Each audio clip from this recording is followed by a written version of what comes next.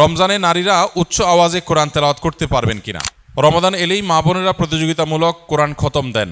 অনেকে বিষয়টি বাড়াবাড়ি বলেন, কারণ হিসাবে যুক্তি দেয় যে দ্রুত পড়লে সহি হওয়ার সম্ভাবনা কম থাকে এবং অর্থ বুঝে পড়া ভালো। কথাটা কতটা যুক্তিযুক্ত?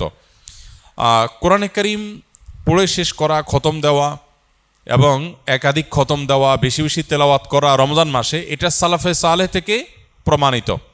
আমাদের পূর্বসূরিগণ তারা রমজানের শেষ দিন পর্যন্ত বেশি থেকে বেশি কোরআনে কারীমের তেলাওয়াতে মগ্ন থাকতেন। যেহেতু এই মাসটাই হলো কোরআন নাজিলের মাস, অতএব এই মাসের অন্যতম গুরুত্বপূর্ণ আমলটা হলো বেশি বেশি কোরআন তেলাওয়াত করা। যেসব ভাইরা কোরআন তেলাওয়াত জান না, তারা কোরআন তেলাওয়াত শিখতে পারেন।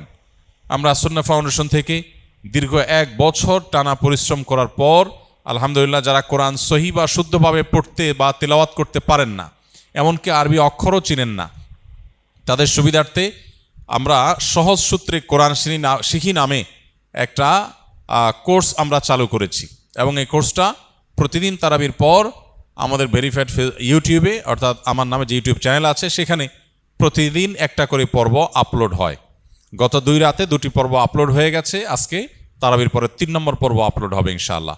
10 থেকে 15 মিনিট 20 মিনিটের মধ্যে ভিডিওটা, মাত্র 27টি ভিডিও ইনশাআল্লাহ পুরো কোরআন সহি করে শেখার জন্য তৈরি করা হয়েছে, অনেক পরিশ্রম করে, অনেক সাধনা করে।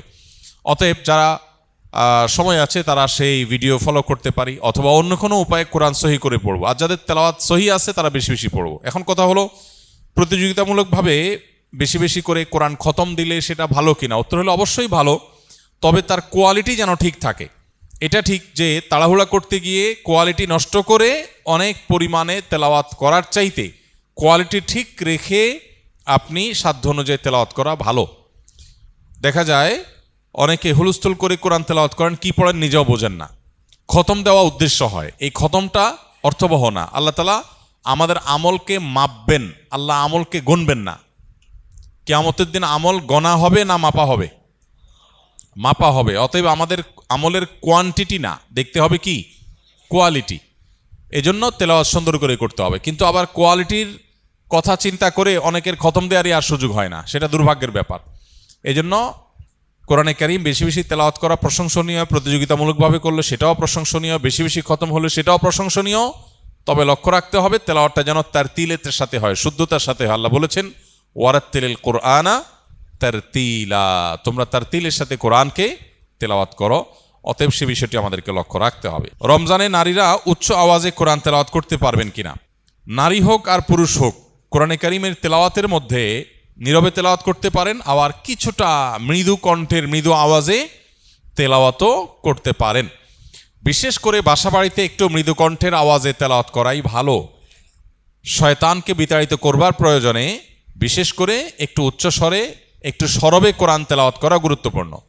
মেয়েদের কোরআন তেলাওয়াতের ক্ষেত্রে লক্ষ্য করতে হবে যে পরপুরুষের কানে যেন তেলাওয়াতের আওয়াজ না যায়, রাস্তায় বাসার বাইরে যেন না যায়, সেটা খেয়াল রাখতে হবে। বাসার ভিতরে যদি থাকে, পরপুরুষ বা গায়রে মাহরামের কানে যদি আওয়াজ যাওয়ার আশঙ্কা না থাকে, তাহলে কোনো অসুবিধা নেই। বাসায় বসে সেরকম তেলাওয়াত মা বোনরা করতে পারবেন। এবং সবসময় তাদের একেবারে নীরবেই করতে হবে এমন কোনো বাধ্যবাধকতা নাই, বরং কিছুটা সরবে করতে পারেন। বিশেষ করে পরিবারের অন্যান্য সদস্যদেরকে কোরআন তেলাওয়াতে উদ্বুদ্ধ করার জন্য যদি একটু আওয়াজ দিয়ে পড়েন, তাতে কোনো অসুবিধা নাই, বরং অনেক ক্ষেত্রে এটা ভালো সন্তানদেরকে অভ্যস্ত করার জন্য। এবং বিশেষ করে আজকাল তো একটু সরবে আওয়াজ কোরআন তেলাওয়াত, এটা বাসাবাড়ি থেকে আমাদের বিভিন্ন জায়গা থেকে এটা উঠে গেছে, এটা করা দরকার। হ্যাঁ, মসজিদে যখন আপনি তেলাওয়াত করবেন বা এমন জায়গায় তেলাওয়াত করবেন যেখানে আরও অনেক মানুষ আছে, সেখানে জোরে তেলাওয়াত করলে অন্যদের ডিস্টার্ব হবে, সেখানে অন্যের ডিস্টার্ব যেন না হয় সেভাবে আপনাকে তেলাওয়াত করতে হবে। নবী করিম সাল্লাল্লাহু আলাইহি ওয়াসাল্লাম মসজিদে নববীতে এক ব্যক্তিকে উচ্চস্বরে কোরআন তেলাওয়াত করতে শুনে বলেছেন যে, তুমি যাকে শোনাতে চাচ্ছ তিনি বধির নন, অর্থাৎ তোমার আওয়াজ যেন অন্য কারোর কষ্টের কারণ, ডিস্টার্বের কারণ না হয়। এটা আমাদের খেয়াল রাখতে হবে ইনশাআল্লাহ তাআলা। আমি জানতে চাচ্ছি, যদি কখনো শারীরিক অসুস্থতার কারণে তারাবি নামাজ না পড়তে পারি, এতে কি গুনাহ হবে? শুধু এশার নামাজ আদায় করলে হবে? বিশেষ কোনো অসুস্থতার কারণে কেউ যদি তারাবি নামাজ না পড়েন, তার রোজা হয়ে যাবে এবং তার গুনাহ হবে না ইনশাআল্লাহ। বিশেষ করে অসুস্থতার কারণে কেউ যদি মিস করেন, এরকম হতে পারে কালে ভদ্রে হঠাৎ কোনোদিন অসুস্থ হয়েছেন, অথবা 2-4 দিন আপনার মিস হয়েছে, তো তাতে কোনো অসুবিধা হবে না ইনশাআল্লাহ। কারণ তারাবির নামাজ আদায় করা এটা ফরজ না, তবে একান্ত ওজর ছাড়া এটা ছেড়ে দেওয়া এটা চরম দুর্ভাগ্যের ব্যাপার এবং অবশ্যই অনুচিত কাজ এবং গুরুত্বপূর্ণ একটি সুন্নাহ পরিত্যাগ করা হলো। কিন্তু অসুস্থতার কারণে যদি কখনো মিস হয় তাতে গুনাহ হবে না ইনশাআল্লাহ। বিশেষ কোনো কারণে বাদ পড়লে আপনার রমজানের রোজা ঠিকই আদায় হয়ে যাবে। কত টাকা থাকলে জাকাত ফরজ হয়? জাকাত কবে দিতে হবে? জাকাত কত টাকা হলে ফরজ হয়? এর উত্তর হলো, কেউ যদি 52.5 ভরি রূপা, এটা অথবা রূপার সমমূল্যের সম্পদ, নগদ অর্থ, ব্যাংক ব্যালেন্স অথবা ব্যবসার মাল, যে পণ্য কেনা হয়েছে বিক্রির জন্য, এরকম কোনো মাল যার কাছে আছে যেটার মূল্য দাঁড়ায় 52.5 ভরির সমান, এইরকম সম্পদের মালিক যদি কেউ হয় এবং সেই সম্পদ তার কাছে 1 বছর থাকে, তাহলে 1 বছর পর ওই সম্পদের বাজার মূল্য হিসেব করে 1 বছর পর 2.5% জাকাত দিতে হবে, অর্থাৎ লাখে 2,500 টাকা। এভাবে হিসাব করে তাকে জাকাত দিতে হবে। বর্তমানে রূপার যে বাজার দর সেটা হিসাব করলে প্রায় 2.25 লাখ টাকার কাছাকাছি হয় 52.5 ভরি রূপার দাম। এটা ভ্যারি করে, উঠানামা করে। একেবারে খুব রিসেন্ট যে এখন 2026-এর ফেব্রুয়ারি মাস চলছে, এই সময়টাতে রূপার যে বাজার দর আছে সেটা হিসাব করে দেখা গেছে যে 2.25 লাখ টাকার কাছাকাছি। এক্সাক্ট আপনি যখন দিবেন রূপার দরটা জেনে নিয়ে যে 52.5 ভরি বা 52.5 তোলা রূপার দাম কত, সেটা হিসাব করে যদি দেখেন যে এটা আপনার সম্পদ এই পরিমাণ হয়ে গেছে, তাহলে সবটুকুর জাকাত দিতে হবে। এমন না যে এর অতিরিক্তটা জাকাত, বরং সবটুকুর জাকাত দিতে হবে। জাকাত দেওয়াটাকে জরিমানা মনে করা, এটা কিয়ামতের আলামত। সহিহ বুখারীতে আসছে, নবী সাল্লাল্লাহু আলাইহি ওয়াসাল্লাম বলেছেন, একটা সময় আসবে মানুষ যখন জাকাত দেওয়াটাকে তার জন্য অর্থদণ্ডের মতো বিষয় মনে করবে, জরিমানার মতো বিষয় মনে করবে। এটা ভুল ধারণা আমাদের সমাজে। কারণ আমরা মনে করি যে জাকাত দিলে বোধহয় লস হয়ে যায়, কমে যায়। বরং জাকাত দিলে এটা তো আমার আখিরাতের অ্যাকাউন্টে জমা হয়ে গেল, এটা বরং আমার স্থায়ী হয়ে গেল, নিশ্চিত হয়ে গেল, বাকিগুলোর গ্যারান্টি নেই। এই জন্য জাকাত দিতে পারাটা সৌভাগ্যের বিষয়। আর জাকাত কখন ফরজ হয়? এর উত্তর হলো যে জাকাত ফরজ হয় প্রত্যেকটা ব্যক্তির অর্থ বছরের আলোকে। সবার অর্থ বছর একরকম নাও হতে পারে।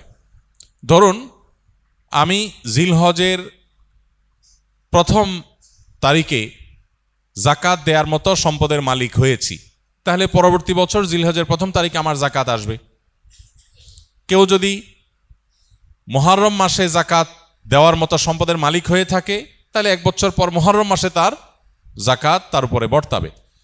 তো জাকাত বর্ষ এটা নির্ভর করে ব্যক্তি কখন সম্পদের মালিকানা আসছে তার উপরে। এখন কেউ যদি জাকাত দেওয়ার সুবিধার্থে, হিসাব করার সুবিধার্থে সে যদি একটু আগে দিয়ে দেয়, ধরা যাক যে আমার জিলহজে আসে, আমি রমজানে দিয়ে দিলাম হিসাব করে, কোনো অসুবিধা নেই, জাকাত অগ্রিম দেওয়া যায়, যে প্রতি বছর আমি রমজানে দিলাম, সমস্যা নেই। আমাদের সমাজে অনেকে মনে করেন রমজান মাসেই জাকাত দিতে হয়। জাকাত রমজান মাসেই শুধু দিতে হয় এমন কোনো কথা নেই। তবে এটা ঠিক, রমজান মাস আমলের মাস, সওয়াবের মাস, এ মাসে আমরা বেশি বেশি সওয়াব হাসিল করার চেষ্টা করব ইনশাআল্লাহ বিইذনিল্লাহ। সেই জায়গা থেকে আমরা নফল দান, অন্যান্য সাদাকা করব এবং বিশেষভাবে যদি জাকাত দেওয়ার চেষ্টা করি ইনশাআল্লাহ, সেটাও আল্লাহ তাআলার কাছে আমরা বিশেষ আজরের আশা করতে পারি।